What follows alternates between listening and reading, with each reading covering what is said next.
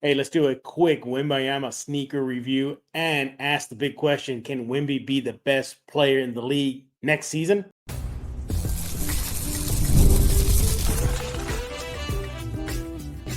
You are Locked On Spurs, your daily San Antonio Spurs podcast, part of the Locked On Podcast Network. Your team every day. Welcome back to Locked On Spurs, right here on the Locked On NBA Network. I'm your host, Jeff Garcia, Spurs writer for Ken's 5 San Antonio. Follow me on X at Jeff G Spurs Zone. As always, we thank you for making Locked On Spurs your first listen every single day. You guys keep this show going. We appreciate you subscribing, sharing word of it.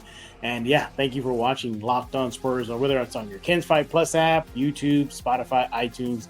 The list goes on and on. Today's episode was brought to you by Game Time. Download the Game Time app right now. Create an account. Use code LOCKEDONNBA for $20 off your first purchase. Terms apply. Hey, what are we talking about today? We're going to be doing a sneaker review. Yes, Wemby released his sneakers recently, the Alien sneakers. I have a pair right now. We're going to be looking at those in a little bit of detail. If you haven't got yours yet, this is what you can expect once it gets to your mailbox or your front steps of your door there. Also, we're going to bring in our guest, Ken's 5's very own, my colleague as well, Casey Viera. He'll be joining us on the other side in just a few minutes, discussing whether or not Wemby is ready to be the best of the best in the NBA as of next season, just a sophomore year. Discussing that and Locked On Spurs fan comments as well. Heads up with Casey, y'all know he lives the dad life, so unfortunately going to do audio. So, and we caught him at the weirdest time. He was doing errands for his family. So, heads up now, it'll be an audio segment. But have you gotten your Wemby kicks yet? I got mine recently. Been waiting to do a quick Wemby sneaker review. And if you haven't gotten it, well, this is your sneak peek of what you're going to get once it hits your mailbox. So without further ado, let's go look at the Wemby sneakers. I got them right here. So first of all, the box. The box comes in this. I know some of y'all like the boxes there. Has a little logo. I help me out with this, everybody. I don't know what this is. So, and just a basic standard box. Nothing special here. Nothing there. Just nothing much. So that's what you expect once you get in the box. But let's look at the sneaker itself. And this is it. This is what you'll get and what you'd expect once you get your Wemby sneakers. Now, quick review of it. First of all, it's very, very shiny. The Nike swoosh is very shiny. And I was wondering if it was metal. And it's just a very shiny plastic. That's all it is. As you can see, y'all know by now, it's in that apple green galactic look. It's interesting. The laces, they come speckled with those green apple colors there. And just a heads up, they do not give you another pair of laces. So at least in my box, I don't know, maybe mine was a misprint, but the point is I did not see any alternative laces. These are the laces you get. I know other companies, they put extra laces on there. I think Adidas or Anthony Edwards, they throw in extra laces in there. This is what you see. This is what you get once you get your Wemby sneakers.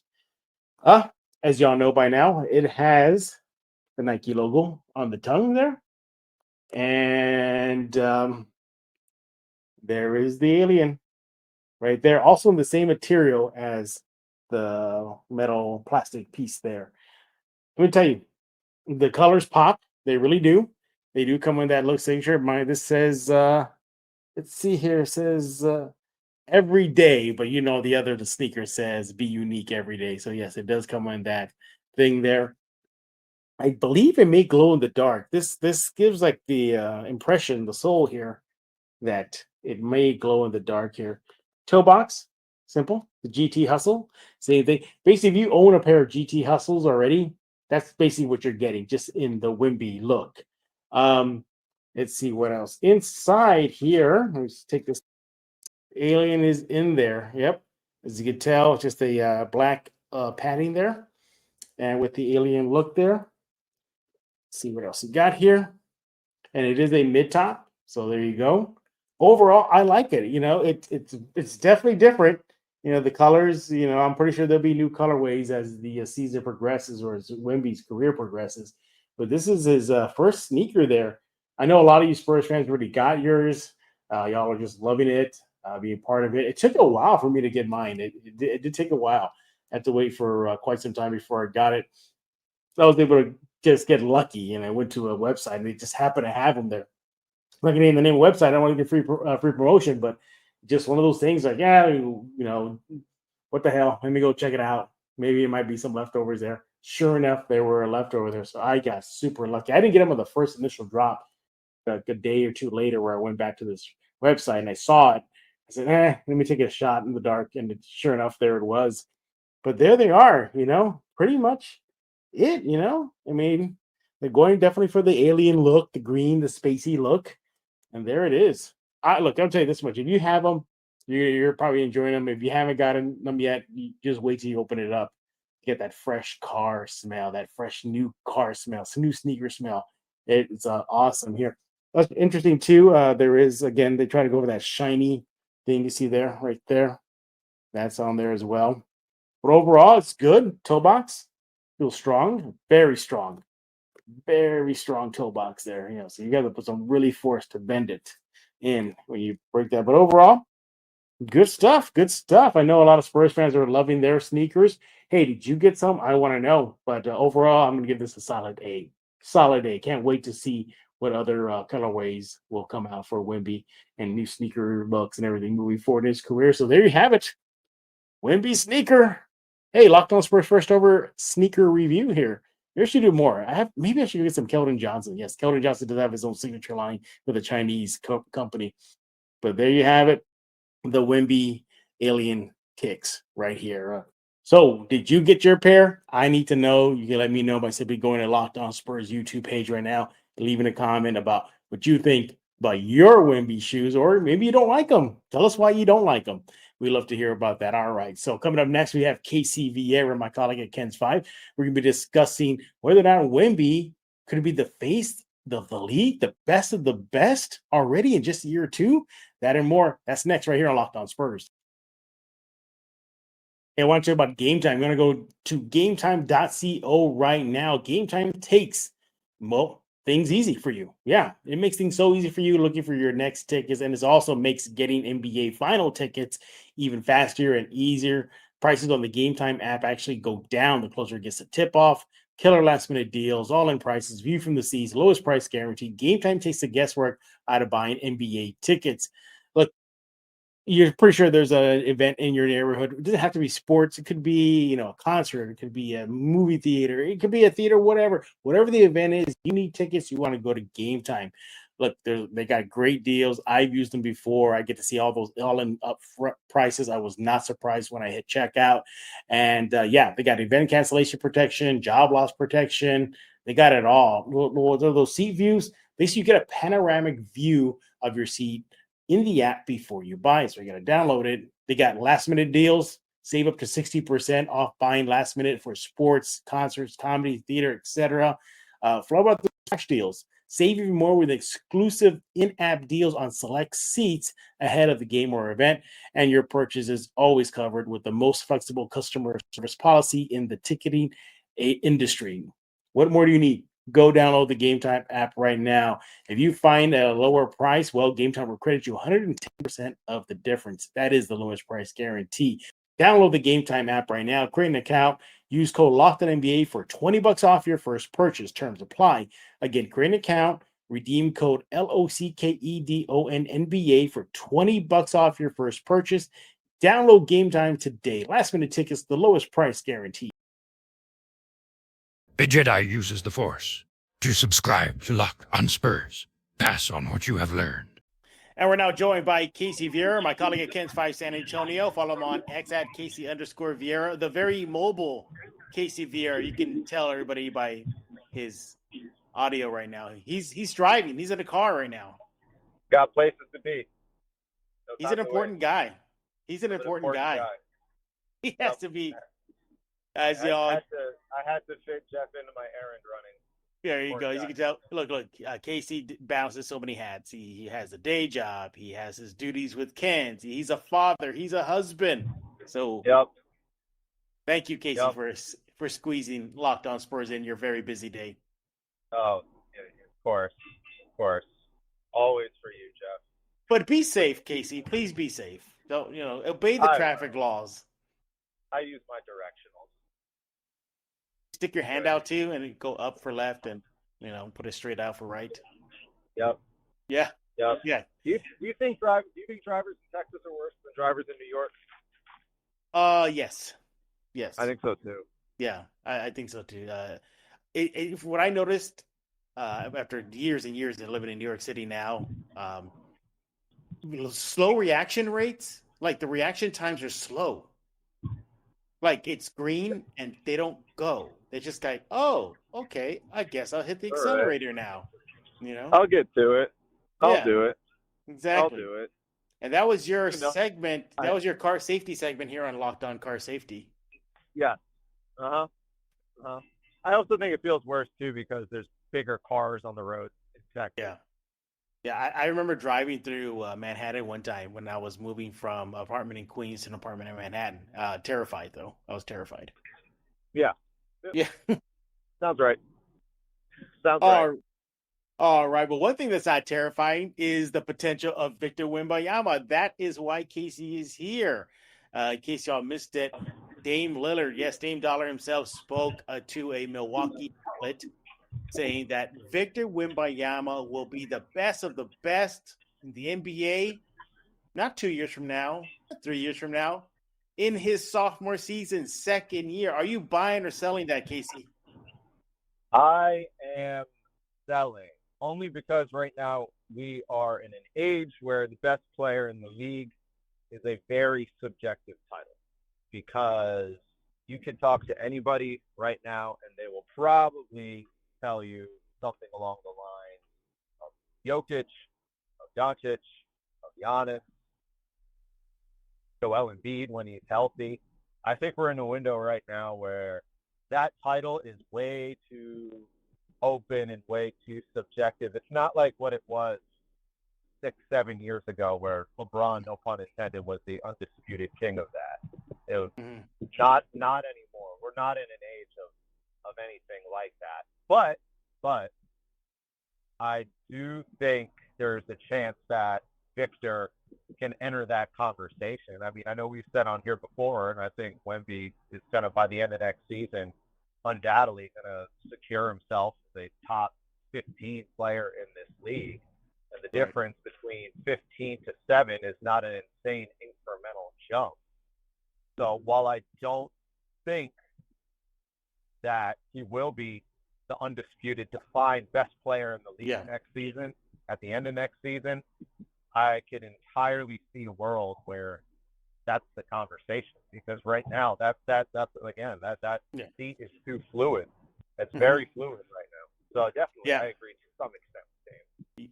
Yeah, specifically what Lillard said was, quote, I think by next season, people are going to be talking about Wembanyama as being the best player in the league. That's what he said to the Milwaukee Journal-Sentinel. I'm also going to sell too, and I'm not trying to discount what Dame Dollar has to say. I look, hey, I appreciate the kind words, Dame. I'm pretty sure all the Spurs fans do as well. But if you look at who's in the league right now, Anthony Edwards, you mentioned Joel Embiid. Joker is still Joker. We're forgetting John Morant will be back next season. He's going to be coming with a vengeance. And also, too, and I think the biggest thing, too, teams are now going to be more prepared to handle him. Does that make sense? And I think they're going to really, like, even though the target was big on his rookie season, it's going to be twice as big in his sophomore season. Wouldn't be surprised if they get more physical with Victor, and he's not an enigma anymore. The book is out on him. The book is out on him. And I think he's probably going to find a more challenging sophomore season. He'll bust through it. I think he will. He'll adapt as he showed last year.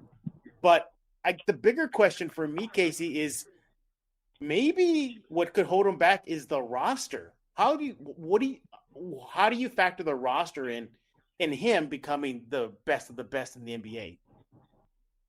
I think that's a big part of it, because I think that's a big part of why he was held back in some respects this year, his accolades. I think that's the big reason he's not the defensive player of the year right now. Is the fact that Minnesota was the top 3 team in the Western Conference, and the Spurs were a bottom 4 team in the league. And again, that's a byproduct of the win-loss record. I felt multiple times that should the Spurs have even been 500, if that, winning record, of course, but if they would have been even 500, I think that award would have been Victor's, no doubt. Mm-hmm. Nobody likes to really say it, but they put voters, voters put a lot more stock than they'd like to admit in the fact that they value that team defense win-loss record.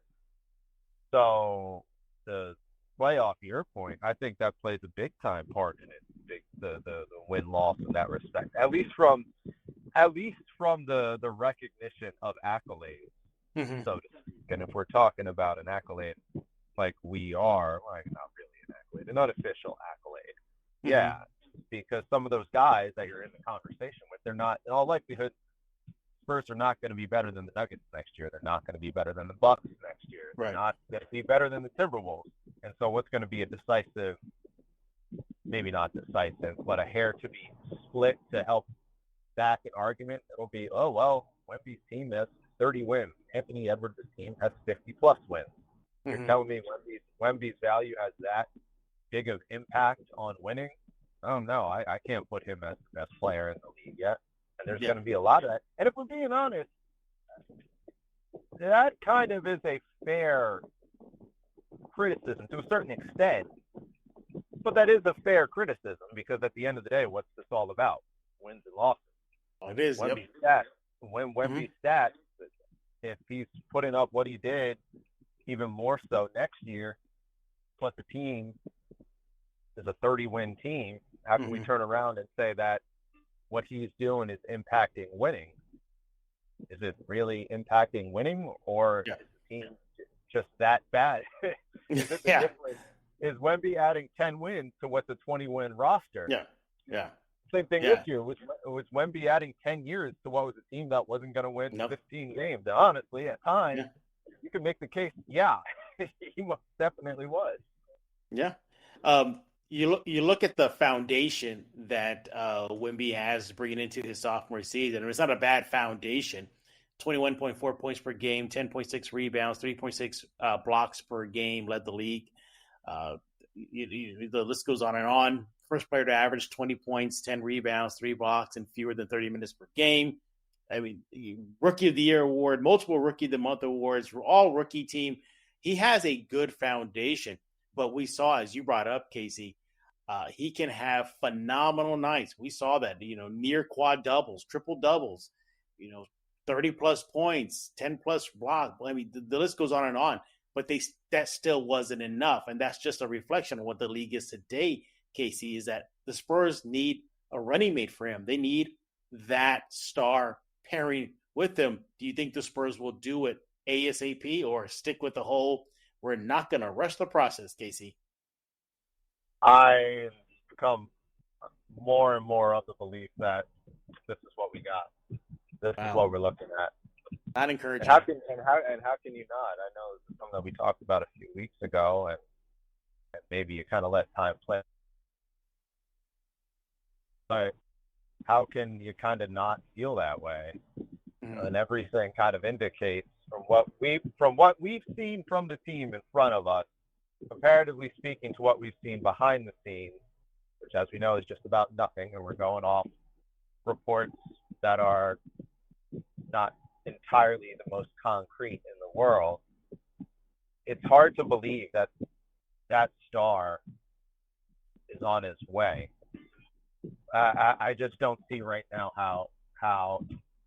I mean, let me rephrase that. I could see a world where they have the assets to make it happen, because they do. They have plenty to make something like that happen.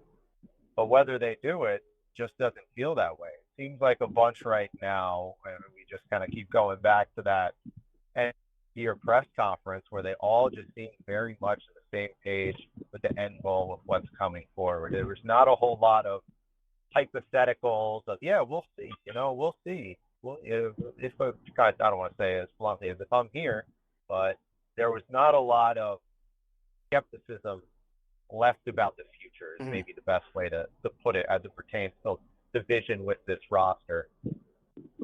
And as a result, the way I look at it is it's probably valid. But also, here's the other thing, Jeff, the way things have kind of played out. How many of those guys are out there right now legitimately available to be considered the running mate.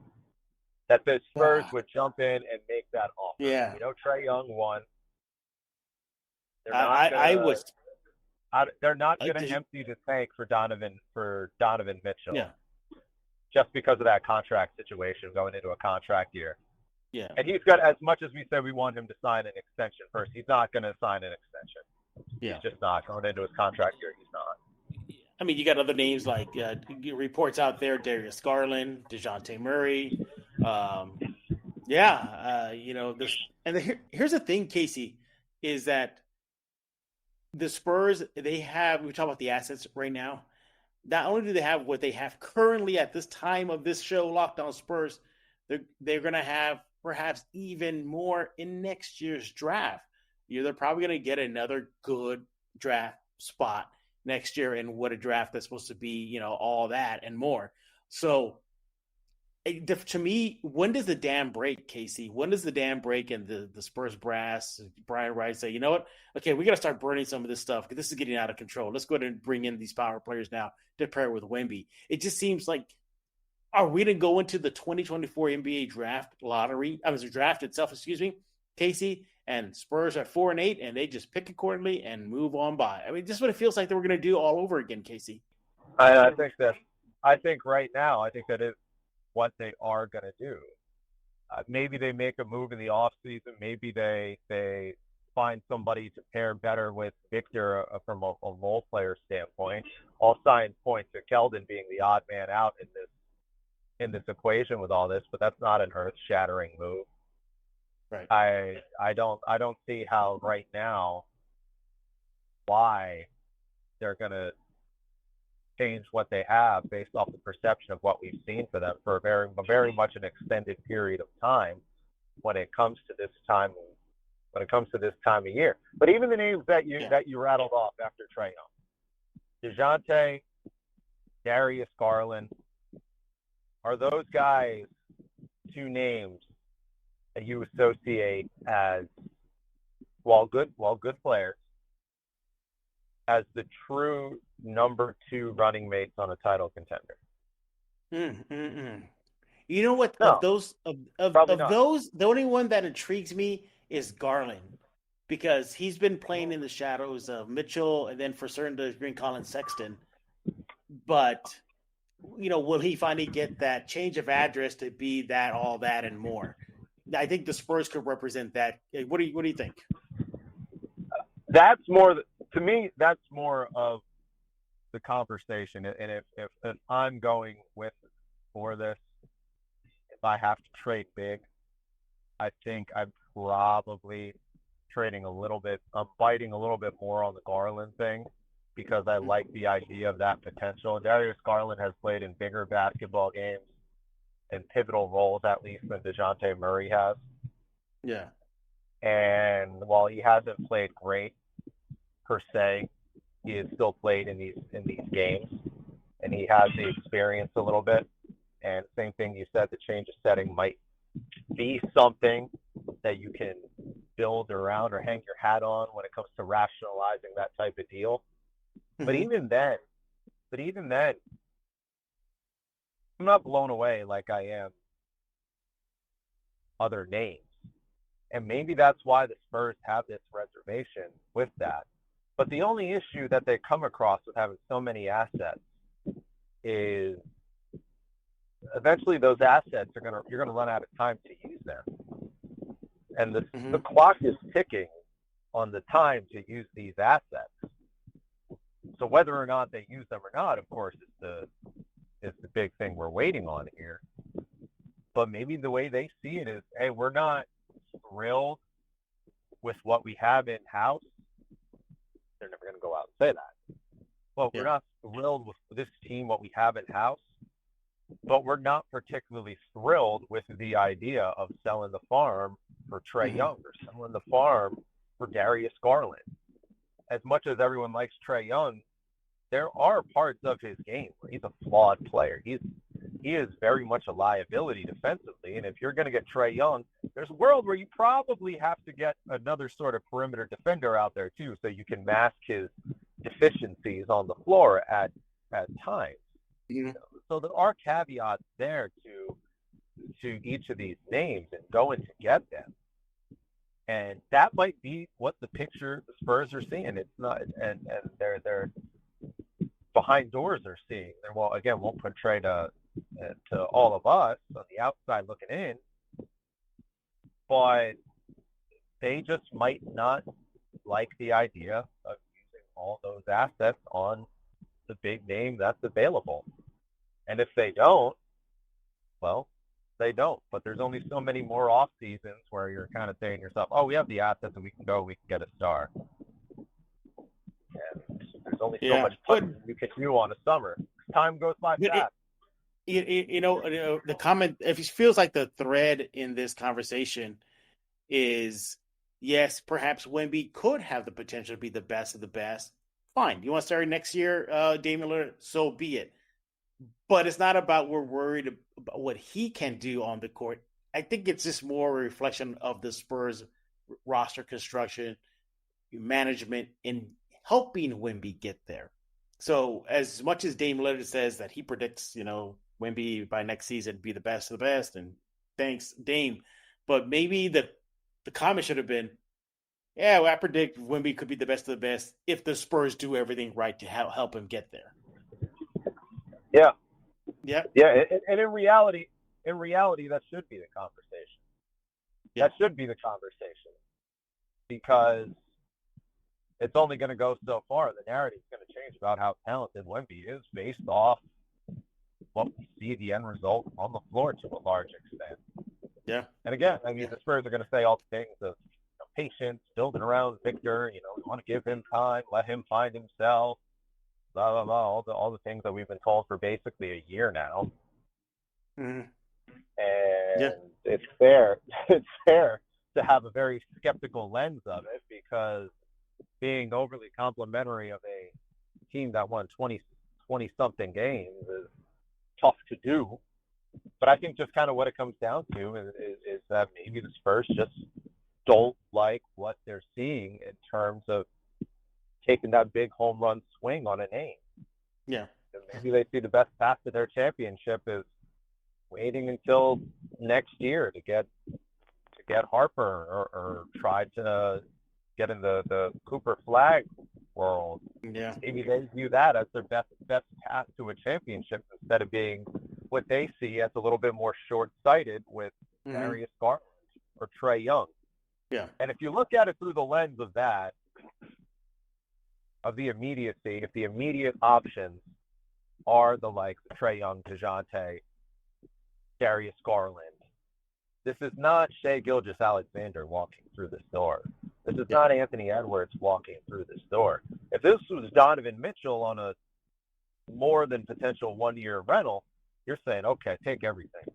Take everything because we know that's the guy. You get in the top 15 player in the league, maybe top 12 player in the league. You're good. You're hanging your hat on. You have him extended. You could pair the two of them for 4 years minimum going forward. But there's nobody out there right now.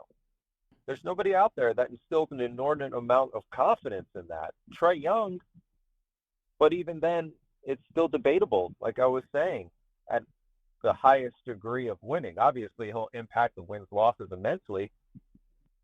But title contenders next year? No. No, sure. I don't think so. No, and as far as Wemby being the best of the best, thank you, Dane. We appreciate it, but maybe in year 3 or 4. Maybe we'll talk to me then. He is Casey Viera, my colleague at Ken's 5 San Antonio. Follow him on X at Casey_Viera. When we get back, we're going to talk about you guys, Locked On Spurs fans, some of the comments y'all been leaving us at the Locked On Spurs YouTube page, and more. That's up next right here on Locked On Spurs. Oh, hey, this is Morty Smith, and geez, you are listening to Locked On Spurs with Jeff Garcia. Geez.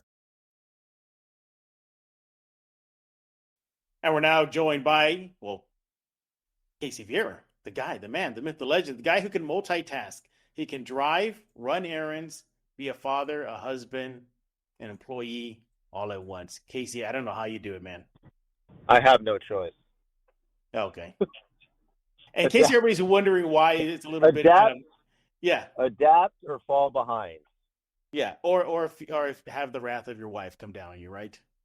Yeah, the lovely lady, but yeah, I love her dearly. She's the love of my life, but there are things that are asked of me that I must abide by to match Please, please to everybody meet the bare forgive. minimum. To meet the bare minimum of competency. There you go. For. Yes, everybody, please forgive Casey if you hear a little background noise. He is doing his duties as daddy and all that good stuff right now. He's mobile. He's live from his car right now. So please forgive it. We'll do our best to try to clean it up later. But hey, Casey, let's talk about some Locked On Spurs fan comments that many have been leaving behind here. And let's start off with the first one here. The first one here is this one. It's from EG. Casey, he says, role players. That's what they, Spurs, need. That's what they are getting. Ugh, it feels like that's going to be another lackluster offseason for the Spurs if they just bring in role players, right, Casey? I think it depends on the role players, though, and what the definition of role players is. Because as we've learned through these playoffs, they do go a long ways if they're fit the right way. You look at the Pacers getting to this point, the Nemhard, the Neesmiths of the world, TJ McConnell. It's been fantastic for these in this post. Well, I guess was past tense now that they're out. You know what I mean. Then you look on the Knicks side of things. A guy like OG Anunoby, been good. Hartenstein, fantastic. Josh Hart, fantastic. They do go a long ways. Sometimes even a longer ways than the stars that they do. And it might go back to what we were saying before, that if the Spurs aren't ready to get married to a star that's out there right now, they're going to fill in the blanks of this roster construction, which is fair because, as we have also learned this year, stacking teams with stars, with leaving yourselves with fill-in pieces, minimal assets, that era is gone. Look at Phoenix. Phoenix is so void of that, void of anything, because they've loaded all their money into Durant, Booker, Bradley Beal, to a lesser extent Nurkic, and Grayson Allen. There's nothing left for them to do. So I do think there is value in role players if you can do that. If that is the way that they go, I would rather them figure that out and get those pieces that complement Victor better than force a star here where they're not entirely sure that the motorcycle goes right by me. Beautiful. I would rather them dig and find pieces that support Victor better, because again, this is a marathon for them, than try their hand at a star that they're skeptical about. Because when you're with a star for 4 years, you're stuck with it for 4 years. Yep. And if it ain't happening, those are the two guys it's not happening with. And you're stuck with it. And if they don't see that guy right now who they can confidently feel like they can be the option for multiple years with Victor, don't force it, because they have the luxury of time to a certain extent. But if there are names out there that feel like they do work around the sun that is Victor, I don't think it's the worst scenario in the world that they do that. No, I agree with you. If anything, it should be a lesson right now. We're looking at, well, you mentioned Phoenix as the biggest lesson. All those stars didn't work. Brooklyn Nets recently, Kyrie, Harden, Durant, didn't work.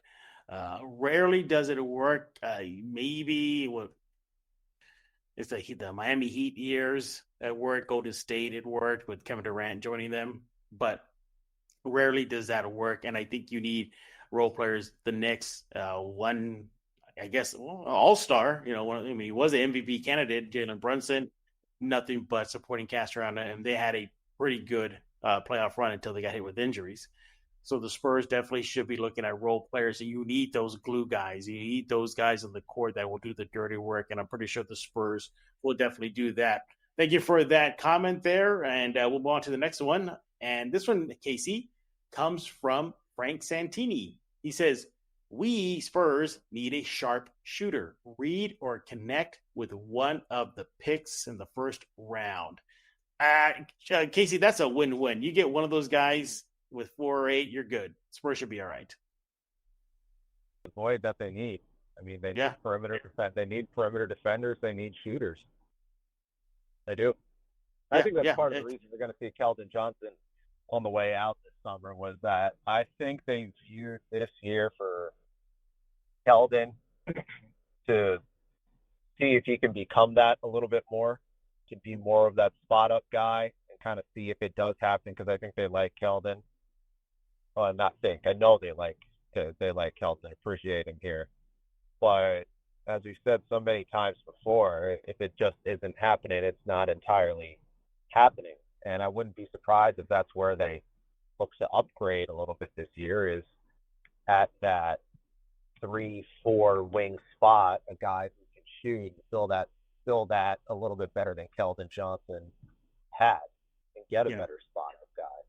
I know a lot of people have talked about Kelly Oubre here, and I'll be honest, I was very skeptical of Oubre until I saw him in that Knicks Sixers playoff series. I've warmed up to the idea of Kelly Oubre. For what it's worth. He definitely looks like he would know his role if the Spurs were to chase him. He gives you offense, gives you defense, gives you a little bit of everything. It would not be a horrific pickup, but again, it just comes down to how much will the Spurs spend on a guy like Oubre. But as far as connect or read, a win-win. There's your outside shooting. A young kid, both of them. They'll fit right into the timeline of this rebuild, and you move forward, and you hope they just knock down their shots, because countless times, the Spurs were just outgunned throughout last season. You looked at the stat sheet, Casey. How many times you and I at the Frost Center looking at the stat sheet, like, oh well, there you go. Spurs couldn't connect on the threes. Oh, there you go. They went in an offensive drought in the third quarter. They really came down to that. So they need to find that outside shooter, and basically through the draft, Casey, so be it, huh? Oh, well, you know what?